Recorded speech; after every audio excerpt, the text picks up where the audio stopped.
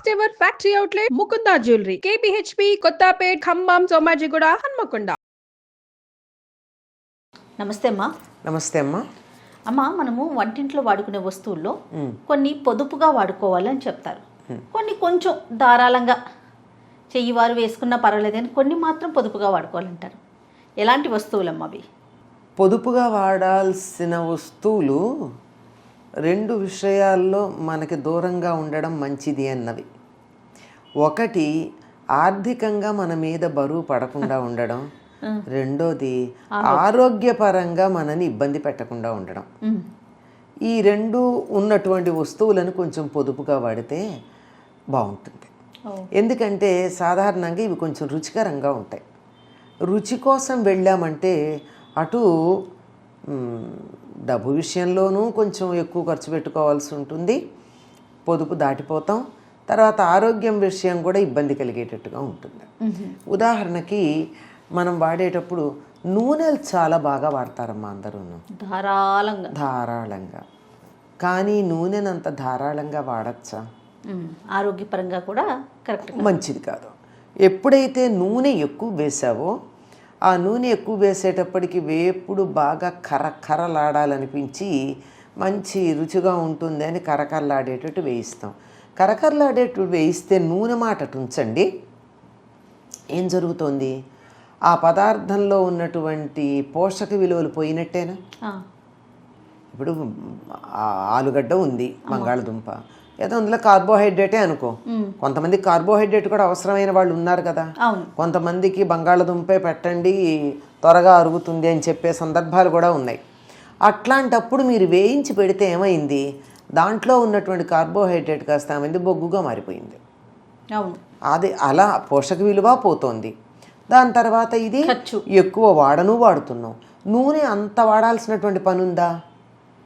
నూనె అవసరమే శరీరానికి, తప్పనిసరిగా కావాలి. దాన్ని అక్కడ తక్కువ వాడుకునే సందర్భానికే నెయ్యి వాడుకోమని మన వాళ్ళు తప్పనిసరిగా నెయ్యి వాడుకోండి అని చెప్పారు. కనుక వంట చేసేటప్పుడు నూనె తక్కువ వాడండి. నూనె తినాలనిపిస్తే ఆ చేతి మీద వేసుకోండి. ఇప్పుడు ఉదాహరణకి కందిపొడును లాంటివి వాడతాం, ఏదో గోంగూర పచ్చడి వచ్చి చింతకాయ పచ్చడి లాంటివి చేస్తాం. అప్పుడు కొద్దిగా దాంట్లో నూనె చేతి మీద కూడా బాగా ఉండాలి, రుచిగా ఉంటుంది, నూనె వేసుకుంటాం. అప్పుడు వాడండి. కానీ చేసేటప్పుడు, వండేటప్పుడు, అంటే వేడి చేసే సందర్భంలో, పొయ్యి మీద పెట్టి మరగబెట్టే సందర్భంలో నూనె తక్కువ వాడడం మంచిదమ్మా. దీనివల్ల రెండు రకాల ఇబ్బందులు ఉండవని చెప్పేట ఆరోగ్యానికి ఆరోగ్యం, అటు మనకి ఆదా చేసినట్టు కూడా అవుతుంది, విలువ లేనిది గనక. అలాగే జీడిపప్పులు, బాదం పప్పు వాడండి కావాలంటే. అది కూడా ఖరీదే అనుకో. బాదం పప్పు ఎక్కువ మేలు కలిగించేటటువంటిది. అది అందులో మనకు కావాల్సిన ఎంజైమ్స్ అవన్నీ చాలా ఉంటాయి. కానీ విటమిన్ ఈ కూడా ఉంటుందంటారు. జీడిపప్పులో రుచి ఉంది అంతే. అవును, రుచిగానే ఉంటుంది. మీరు అక్కడ పెట్టండి జీడిపప్పు బాదం పప్పు రెండు, చీమలు బాదం పప్పుకు పట్టవు, జీడిపప్పుకే పడతాయి ముందు. ఇది అయ్యాక దానికి పడతాయని వేరే మాట. అంచేత అంత తీపి ఉంటుంది. అది ఏమైనా ఆరోగ్యానికి అంత శ్రేయస్కరం కాదు. బాగా కొవ్వు పెంచగలిగినటువంటి లక్షణం ఉంటుంది. ఖరీదు ఉంది. అయితే ఇటు బాదం అనుకోండి, బాదం ఖరీదే కానీ ఆరోగ్యానికి మంచిది. అది వాడాల్సిన పద్ధతిలో వాడాలి. అది కూడా ఉంది కదా అని ఉన్నదాన్ని ఉన్నట్టుగా కాకుండా ముందు రోజు రాత్రి నానబెట్టి మర్నాడు పొద్దున పొట్టు తీసి ఆ తర్వాత తడి తిన్నట్టయితే ఆరోగ్యానికి మంచిది అంటారు. సరే, ఇట్లా అటు మన జేబు చూసుకోవాలి, అంటే డబ్బు, ఇటు ఆరోగ్యము చూడాలి. ఈ రెండు చూసి నూనెలు, జీడిపప్పులు, తర్వాత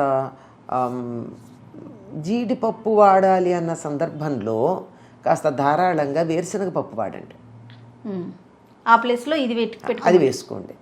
ఎందుకంటే చాలా విలువైనటువంటి పోషకాలు ఉంటాయి దాంట్లో. జీడిపప్పు అంత హానికరం కాదు. ఇది కూడా కొంత హాని అన్నారు, కానీ అంత కాదు. అందులో ముఖ్యంగా పిల్లలకి ఎంత వేరుశనగ పప్పు పెడితే అంత మంచిది. వేయించిన దానికన్నా కూడా పచ్చిది చాలా మంచిదని చెప్తారు, ఉడకబెడితే మరీ మంచిదని చెప్తారు. అటువంటిది తప్పనిసరిగా ఇటువంటివి ధారాళంగా వాడండి. శనగపప్పు కన్నా శనగపప్పును పొదుపుగా వాడండి, మ్మ్. మినప్పప్పు ధారాళంగా వాడండి. శనగపప్పు ఎక్కువ వాడకూడదమ్మా? వాడకూడదు అంటే మంచిదే, మరీ హానికరం కాదు. మొత్తానికి అరుగుదలకి కాస్త ఇబ్బంది కలిగించే లక్షణం శనగపప్పుకు ఉంది. ఆహా, మినపప్పుకి లేదు. మినపప్పు చాలా మంచిది. ఓకే. చెప్తారు పెసరపప్పు పొట్టుతో తింటే మంచిది, ఆయుర్వేదం చెప్పే మాట చెప్తున్నా. అమ్మా. కందిపప్పు పొట్టు లేకుండా తింటే మంచిది. శనగపప్పు పొట్టున్నా లేకపోయినా మంచిది కాదు, మినప్పప్పు పొట్టున్నా లేకపోయినా మంచిది. బాబా. మినప పొట్టులోనూ విలువుంది, పప్పులోనూ విలువుంది. పెసరపప్పు అయితే మంచిదే, పొట్టుతో తింటే మరీ మంచిది. ఆ పెసరపప్పులో ఉండే చిన్న దోషం ఏదైతే ఉందో అది పొట్టుతో తింటే పోతుంది. అందుకని పూర్వకాలం ఎక్కువగా పెసరపప్పు ఎప్పుడన్నా పప్పుకు వాడేవారు, కానీ పెసరట్లు మొదలైనవి ఏమి వేసుకున్నా, గారెలు చేసిన పెసర గారెలు మొత్తం పెసలతో చేసేవారు, పొట్టుతో సహా ఉంటుంది కదా, అది చాలా మంచిది పొట్టుతో. మినప్పప్పు పొట్టు ఉన్నా లేకపోయినా మంచిది, శనగపప్పు ఉన్నా లేకపోయినా మంచిది కాదు, రుచిగా ఉంటుంది. కొంతవరకు అంత మరీ భయంకరమైన ప్రాణాంతకమైనటువంటిదని కాదు, అందువల్లే కొద్దిగా వాడమని చెప్పారు. ఓకే. శనగపప్పు కొద్దిగా వేయండి రుచికి, ధారాళంగా తిరగమూతలో వేసుకున్నా, వాడకం చేసుకున్నా, దేనికైనా మినప్పప్పు బాగా వాడుకోవచ్చు.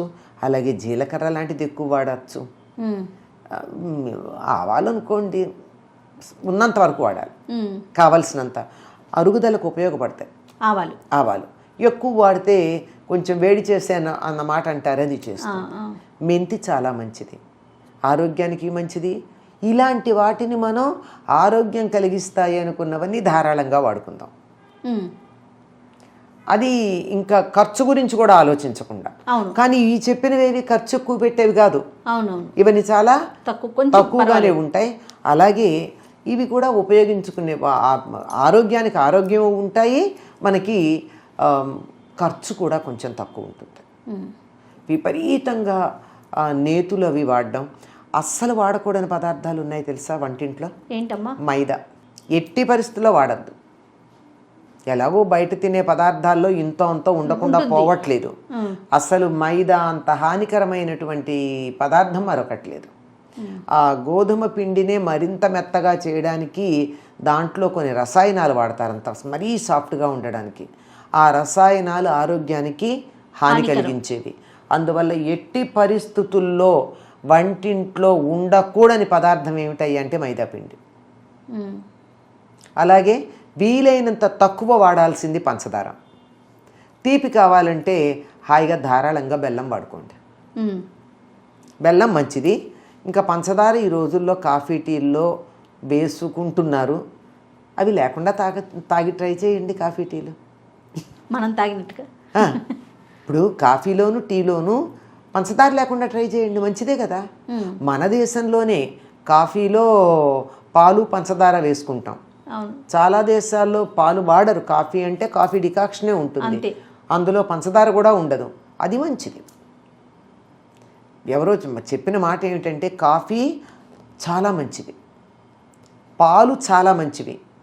కాఫీ డికాక్షన్ ప్లస్ పాలు కలిపేటప్పటికి ఆరోగ్యం దెబ్బతీస్తుంది. కనుక యాజ్ ఇట్ ఈస్ వాడుకోవచ్చు. కనుక పంచదార అత్యవసరానికి ఎప్పుడన్నా వాడితే వాడండి, కానీ తీపి కావాలంటే బెల్లం మాత్రమే వాడండి, హాయిగా వాడుకోండి. ఎందుకంటే అందులో ఐరన్ ఉంటుంది, కాల్షియం ఉంటుంది, ఇంకా చాలా పదార్థాలు ఉంటాయి, పీచు పదార్థంతో సహా ఉంటాయి. ఎట్టి పరిస్థితుల్లో మైదా వద్దు, వీలైనంత తక్కువ వాడండి.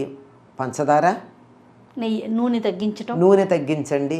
నెయ్యి వండిన దానికన్నా చేతి మీద వేసుకోండి. నూనె లోపలికి కావాల్సింది యాజ్ ఇట్ ఈస్ తీసుకోండి, వంటలో వాడిన దానికన్నా అంతే. వంటలో చాలా తక్కువ వాడండి. ఇలా మనకి పెద్దవాళ్ళని అడిగితే చెప్తారమ్మా ఇది ఎక్కువ వాడకండి, ఇది తక్కువ వాడండి అని. మీరు గమనించినట్టయితే మా చిన్నతనాల్లో మా ఇంట్లో తిరగమూతలంటే ఒట్టి మినప్పప్పే ఉండేది, శనగపప్పు వాడేవాళ్ళు కాదు. ఎప్పుడో ప్రత్యేకంగా ఏ పులిహారో చేస్తే దాంట్లో రుచిగా ఉండడానికి ఇలా వేరుశనగ పప్పులు, శనగపప్పు ఇట్లాంటి వాడడం నాలుగు ఉండేది. వేసేవారేమో. శనగలు తింటే మాత్రం మొలకలు వచ్చినవి తినాలే తప్ప నానబెట్టి మొలకలు వచ్చి మిగిలినది పప్పులాగా వాడడం చాలా అంత అవసరమైనటువంటి పని కాదు.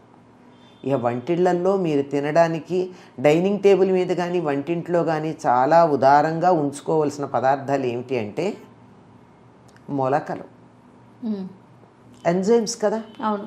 వెంటనే ఉంటాయి. మొలకలు అంటే చాలామందికి పెసలు ఒక్కటే తెలుసు, శనగలు ఒకటి తెలుసు. కాదండి, పెసలు, మినుగులు, శనగలు, అలచందలు, రాగులు, మెంతులు, ఒక్క ఆవాలు మాత్రం పెద్దగా వాడరు. ఇలా మిగిలినటువంటివన్నీ కూడా అన్ని రకాల ధాన్యాలు కూడా మొలకలు వచ్చి ఉన్నవి. హాయిగా అన్నీ పెట్టుకోండి, ఒక్కసారి నానబెట్టుకోండి. ఒక్కొక్కటి ఒక్కొక్క రోజు వస్తుంది మొలక, అన్నీ ఒకసారి రావు. ఒకే రోజు నానబెట్టి పెట్టేస్తే వాటికి మూటలు కట్టి ఒక్కొక్క రోజు ఒక్కొక్క దాంట్లోంచి మొలకలు వస్తాయి. హాయిగా ఆ రోజు అది తినండి, అలా పెడుతూ ఎంత హాయిగా ఉంటుంది. పళ్ళు ఉదారంగా వాడుకోండి, తిన్నన్ని శుభ్రంగా కడిగి సుమా. ఆకుకూరలు ఇవి బాగా, ఆకుకూరలు కూడా అవడానికి ఖరీదు ఎక్కువ ఉండవు. అవును, ఆరోగ్యానికి ఆరోగ్యానికి చాలా మంచిది. తప్పకుండా అమ్మా. నమస్తే. నమస్తే.